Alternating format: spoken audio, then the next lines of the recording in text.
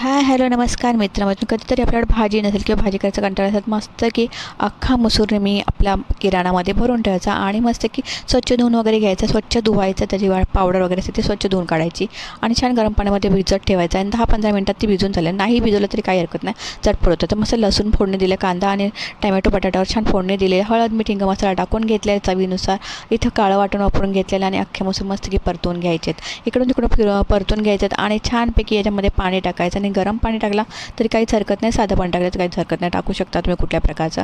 आणि झटपट व्हायचं तर गरम पाणी टाका आणि साधं पाणी टाकलं तर छान भाजी होते.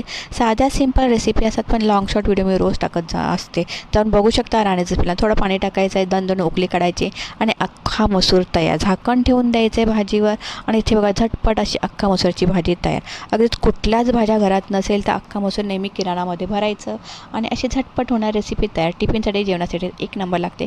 भाकरी चपातीबरोबर ही भाजी छान लागते, भाताबरोबर नुसतं छान लागते. तर आवडल्यास लाईक शेअर सबस्क्राईब करायलाच नका. आणि मग या खायला अख्खा मसूराची भाजी.